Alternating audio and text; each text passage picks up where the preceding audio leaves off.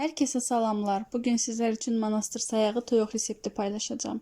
Bir adet döşətini çox da qalın olmayacaq şəkildə 3-4 hissəyə bölüb, hər iki üzünü duz, istiot və zövqə görə paprika çəkirik.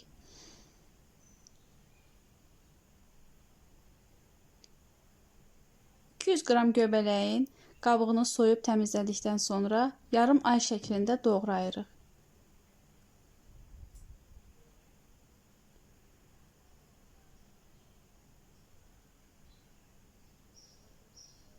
Önceden isitdiyim tavaya biraz duru yağ əlavə edib, döşətinin hər iki üzünü 2-3 dəqiqə olmaq şərti ilə qızardırıb.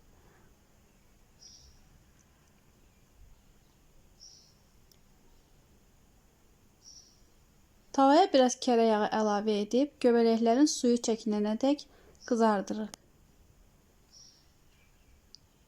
Üzərinə duz və 100 qram qaymaq əlavə edib 5 dəqiqə vam odda bişirib götürürük. Döşətini yağlı kağız sərdiyimiz soba listinə qoyub, üzərinə göbələyi və sürkəcdən keçirdiyim Holland pendirini səpib, 200 dərəcəlik sobada üzəri qızarana dək bişiririk. Yeməyimiz artıq hazırdır. Hazırlayacaq olan hər kəsə nuş olsun. Kanalıma abunə olmağı, bəyənməyi unutmayın. Yeni videolarda görüşmək üzərə. Hələlik.